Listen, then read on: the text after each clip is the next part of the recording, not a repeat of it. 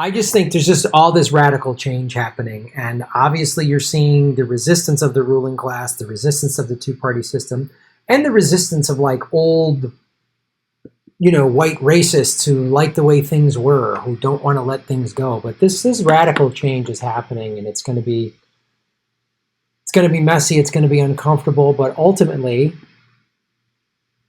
I hope that like a bunch of positive stuff comes out of it.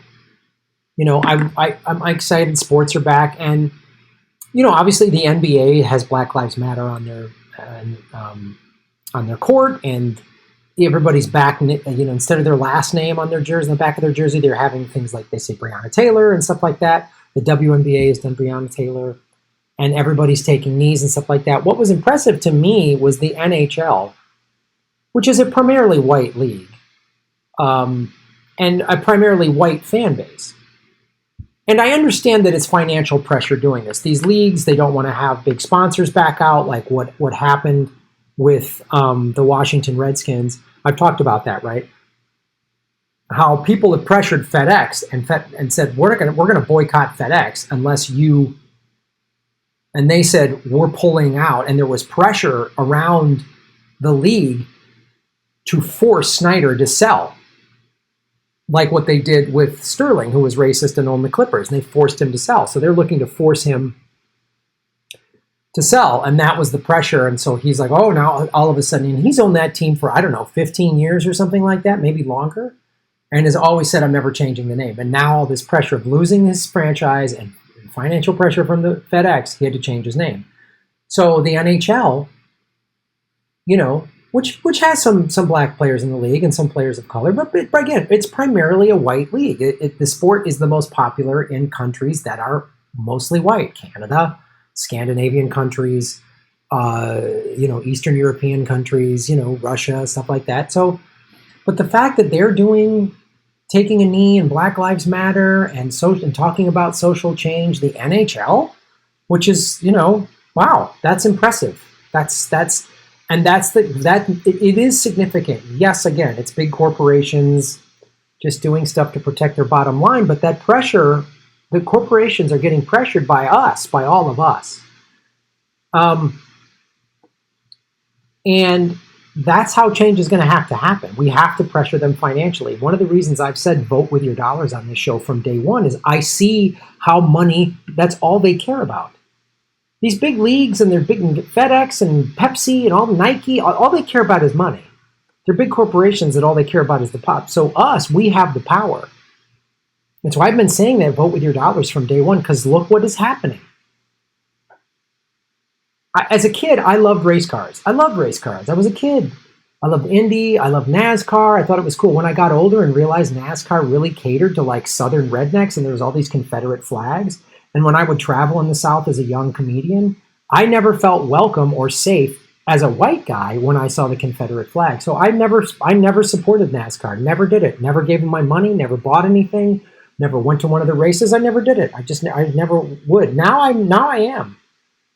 They got rid of the Confederate flag. I'm going to do that. And so it's significant. So, yeah, Jesse, I don't want it to be nothing changes and it was just a couple of marches and that. I don't. It feels more to me, honestly, because we're now in month 3. I mean, we've been over 2 months of protests, and the protests are still going on. And look what's going on in Portland. More people are coming out to the protests in Portland on weeknights. And there's still plenty of police brutality. That hasn't stopped either, but people are really pressuring. And I think it'll be interesting to see what the citizens of Portland do. They have a bunch of neoliberal Democrats as a mayor and on their city council. They're going to start voting them out. I think we're going to start to see some change in certain cities. I don't know that it's going to be nationwide, but it'll be these areas. Like, I wouldn't be surprised if Seattle starts voting in a hell of a lot more socialists, because Kshama Sawant has done such a fantastic job. One woman, one openly socialist woman on a city council. Look what she's done. And hopefully the citizens of Portland are going to wake up, because they can blame Trump for sending federal troops, but their local government is all Democrats. It's all Democrats. So And look, man, Obama sent federal troops to occupy Wall Street. He sent them to Baltimore during the Freddie Gray, sent them to Standing Rock.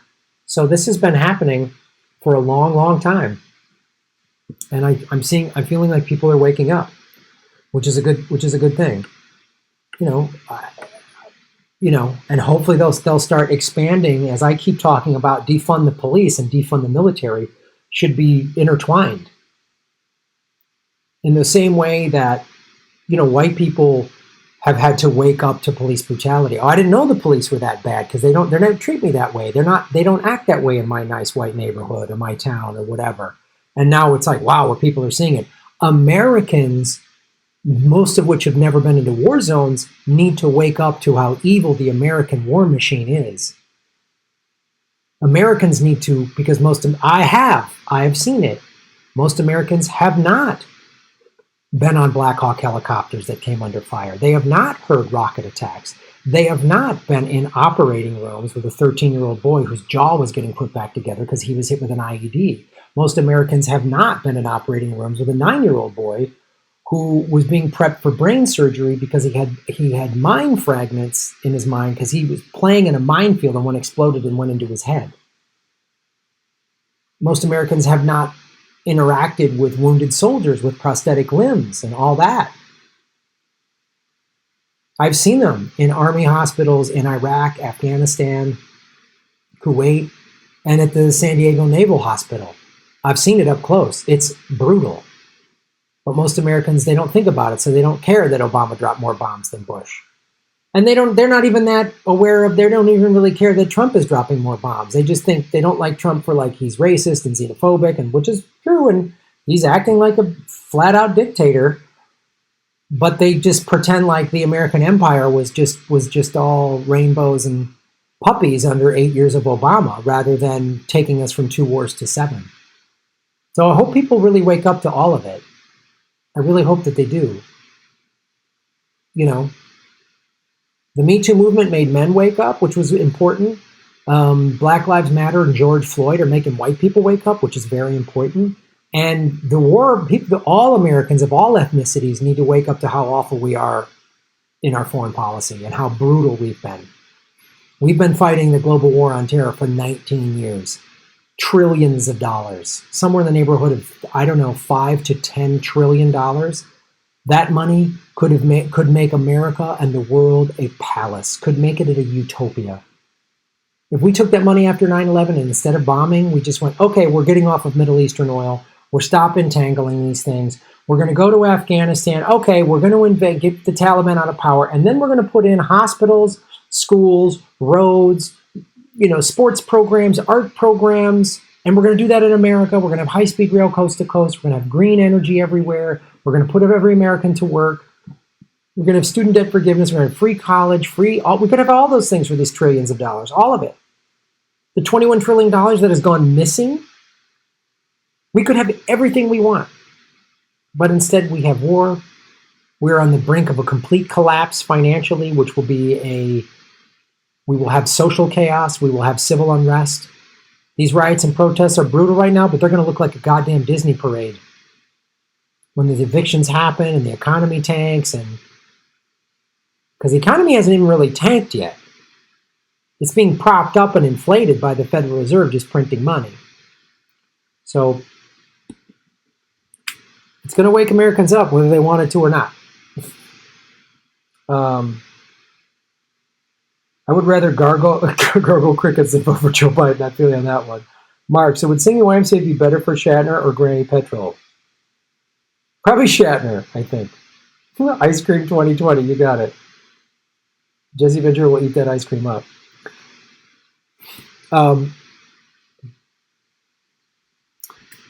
Jesse, people are protesting, but they are not protesting for any economic change. It's all about statues and symbolism, and Kim Iverson made that point, and she is so right. No, you're right, and I hope they start making the leap. I'm starting to hear, I mean, they are talking about money. When they talk about defund the police, they are talking about an economic issue, and they're looking at that as like, again, I use this example a lot in Los Angeles. This LAPD gets $3.1 billion. It's 54% of Los Angeles' total operating budget goes to LAPD. And people are realizing, like, well, why don't we take some of that money and give it to the homeless and give it to schools and everything else? So people are starting to see the economic reasons.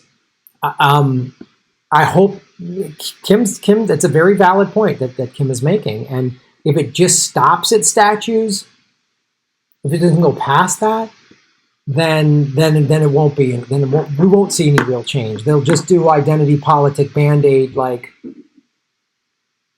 like, oh, we need women of color to run police departments. No, we need to defund and refund and restructure the way we police from the ground up. After we do that, I'm all for diversity. But Santa Monica has a female chief of police. I mean, when Freddie Gray happened, there was a black woman who was the mayor. I mean, the last 2 chief of polices in Santa Monica have been women. The mayor of Santa Monica is a woman.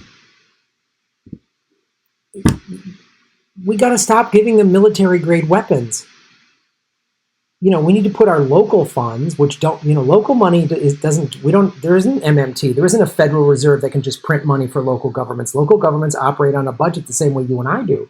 So, and all these local governments are going to have to start cutting back services because they're not making the money they were. I mean, they're just not. So, it's going to be real curious to see what happens. But I hope, Jesse, you're right. I hope that people actually and if Trump loses in November, they don't just go, oh, whew, we got it, we did it. Well, the issue is, here's what I think. Yeah, Kim's right, you're right.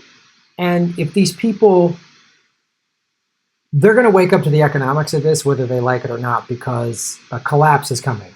There's 28 million evictions coming. It's coming.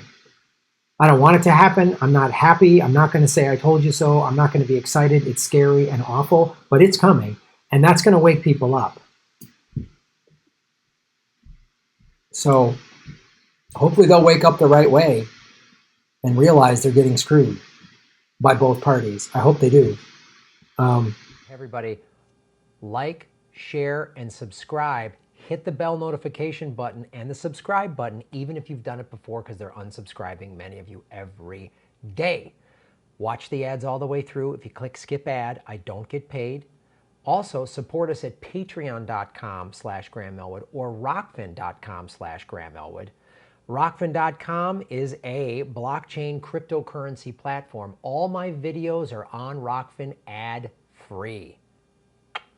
Thanks for watching.